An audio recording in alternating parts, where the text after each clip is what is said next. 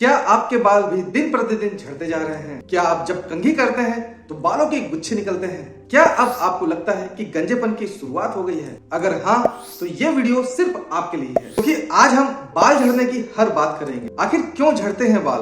कौन सी दवा सही है? घरेलू इलाज क्या सच में असर करते हैं? और कब आपको डॉक्टर के पास जाना चाहिए? और इस वीडियो के आखिर में हम आपको बताएंगे डॉक्टर्स के द्वारा बताए गए 5 ऐसे टिप्स जिसको अगर आप अपनाओगे तो आपके जो बाल हैं वह झड़ना कम हो जाएंगे। हेलो नमस्कार, मैं आशीष आपको स्वागत करता हूं आपके अपने YouTube चैनल हेल्थी फ्लक्स में। जैसा कि आप जानते हैं कि चैनल स्वास्थ्य से संबंधित चैनल है। इसके अंदर स्वास्थ्य से संबंधित जानकारियां आपको दी जाती है, जैसे आपको किस बीमारी में कौन सी मेडिसिन खानी है, उसके क्या इफेक्ट है, क्या साइड इफेक्ट है, इसके बारे में बताया जाता है। साथ साथ कुछ ऐसे लाइफस्टाइल चेंजेस के बारे में बताया जाता है कि जिसको अगर आप अपनाते हैं तो निश्चित तौर पर आप अपने लाइफ को और भी बेहतर बना सकेंगे। तो देर न करते हुए जो भी स्वास्थ्य से संबंधित वीडियो देखना पसंद करते हैं, मेरा उनसे रिक्वेस्ट है कि मेरे चैनल को आप जरूर सब्सक्राइब करें, साथ में बेल आइकन दबाकर ऑल पे क्लिक करना ना भूलें, जिससे मेरी आने वाली जो नई वीडियो है उनकी नोटिफिकेशन सबसे पहले आप तक आसानी से पहुंच जाए। तो देर न करते हुए टॉपिक पर चलता है। दोस्तों, हर किसी के 50 से 100 बाल रोजाना गिरते हैं, ये नॉर्मल होता है। लेकिन अगर आपको लगता है कि बाल बहुत ज्यादा गिर रहे हैं या गंजेपन की पैच दिखने लग गए तो ये गंभीर हेयर लॉस हो सकता है। आइए दोस्तों, अब वीडियो में आगे जानते हैं कि बाल झड़ने के कितने प्रकार होते हैं। सबसे पहला है एंड्रोजेनिक एलोपेशिया। ये जेनेटिक होता है। अगर आपके परिवार में है तो ये आपको भी हो सकता है। पुरुषों में हेयर लाइन पीछे खिसक जाती है और महिलाओं में बाल कमजोर तथा पतले हो जाते हैं। टेलोजेन इफ्लूवियम, तनाव, बुखार, डिलीवरी तथा सर्जरी के बाद बाल झड़ने लगते हैं। कभी कभी अचानक पूरे सिर से बाल गिरने लगते हैं। एलोपेशिया एरिएटा, तो इसके अंदर गोल गोल पैच के तौर पे आपके सर से बाल गायब होने लगते हैं। यह एक ऑटो इम्यून डिजीज होती है। ट्रैक्शन एलोपेशिया, टाइट चोटी, पगड़ी, हेयर स्टाइल की वजह से आपके जो बाल हैं उनकी जड़ें कमजोर हो जाती हैं। इसके बाद बाल झड़ने लगते हैं। स्केरिंग एलोपेशिया, स्किन की बीमारियों की वजह से, जैसे लूपस, फंगल इन्फेक्शन की वजह से बाल झड़ने लगते हैं और वहां पर लाल पैचेस बन जाते हैं। आइए दोस्तों, समझ लेते हैं कि बाल झड़ने के क्या क्या कारण हो सकते हैं। तो सबसे पहला है जेनेटिक कारण। अगर आपके पापा, मामा, नाना को गंजापन है तो आपके बाल भी जल्दी झड़ सकते हैं। हार्मोनल बदलाव, महिलाओं में पीसीओएस, थायराइड तथा मेनोपॉज की कंडीशन में बाल झड़ने लगते हैं। पुरुषों के अंदर डीएसटी नामक हार्मोन बालों की जड़ों को कमजोर करता है, इसकी वजह से भी बाल झड़ने लगते हैं। गलत खान पान, तो गलत खान पान की वजह से, जैसे आपके शरीर में प्रोटीन की कमी, आयरन की कमी तथा बायोटिन की कमी होती है, तो इसकी वजह से भी आपके बाल झड़ सकते हैं।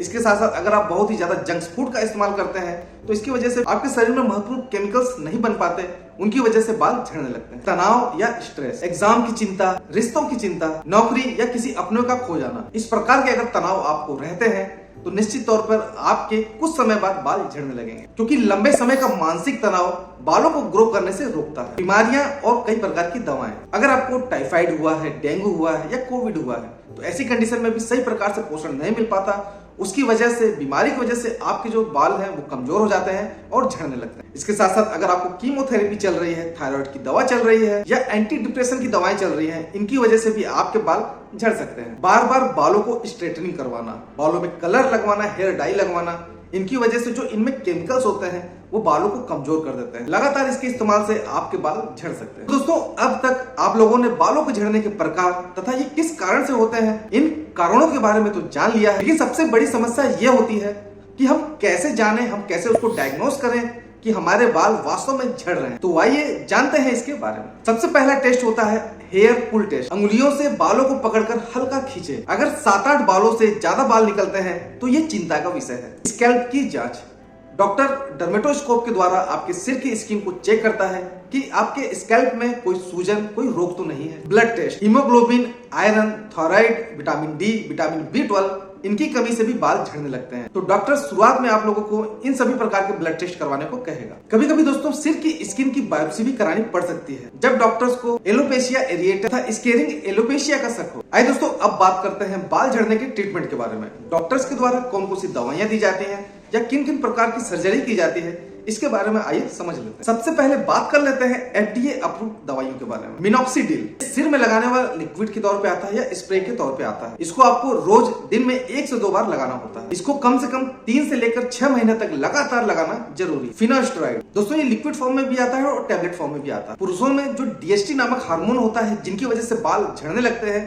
ये उस हार्मोन को कम करता है। दोस्तों मिनॉक्सिडिल तथा फिनास्ट्राइड का इस्तेमाल आपको डॉक्टर की सलाह पर ही करना है। मार्केट में कुछ ऐसे हेयर सप्लीमेंट्स आते हैं जिनका इस्तेमाल करने से आपकी जो बाल झड़ने की जो समस्या है वो कम हो सकती है। बायोटीन, आयरन, विटामिन D3 तथा जिंक के सप्लीमेंट्स का आप इस्तेमाल कर सकते हैं। अब बात कर लेते हैं दोस्तों सर्जरी के बारे में। तो सबसे पहले सर्जरी होती है PRP ट्रीटमेंट। इसके अंदर खून से प्लाज्मा को निकालकर सर के अंदर इंजेक्ट करते हैं, इसकी वजह से बालों की जो जड़ें हैं वो एक्टिव हो जाती है। इस ट्रीटमेंट के अंदर कम से कम 3 से 4 सीटिंग लगती है। हेयर ट्रांसप्लांट FUT तथा FUE टेक्निक के द्वारा बालों के झड़ने का स्थायी इलाज किया जाता है, लेकिन ये बहुत महंगा होता है। 80 से लेकर 90% तक केसों में इसके अच्छे रिजल्ट देखे गए हैं। बात कर लेते हैं दोस्तों कुछ ऐसे घरेलू उपाय के बारे में कि जिनके द्वारा आपकी जो बाल झड़ने की समस्या है वो कम हो सकती है या पूरी तरीके से खत्म हो सकती है। नारियल तेल, कपूर तथा नींबू, इन तीनों के मिश्रण को अपने बालों में लगाने से आपकी जो स्कैल्प है उनमें ब्लड का फ्लो काफी ज्यादा बढ़ता है और उसकी वजह से आपके जो बाल झड़ने वो कम हो जाते हैं। इसके साथ साथ आप लोगों को बालों में खुजली तथा फंगल इन्फेक्शन से भी राहत मिल जाती है। प्याज का रस,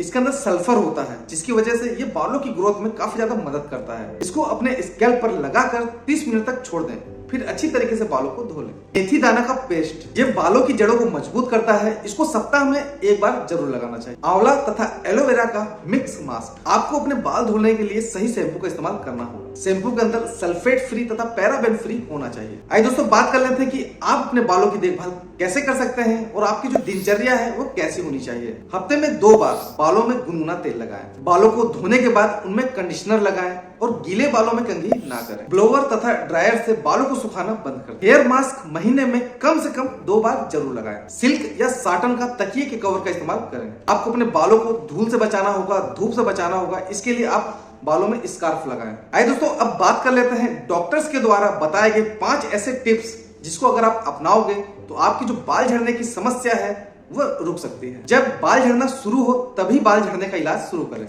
बिना डॉक्टर्स की सलाह के दवाएं ना लें।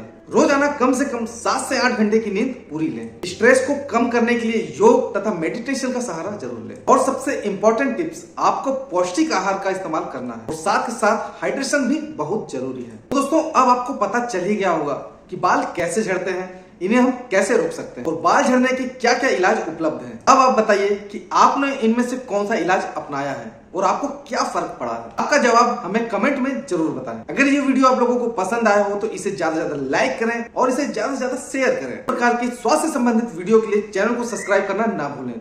मिलते हैं किसी और अन्य टॉपिक पर, किसी और अन्य वीडियो में। तब तक के लिए रहो हेल्दी, जियो हेल्दी।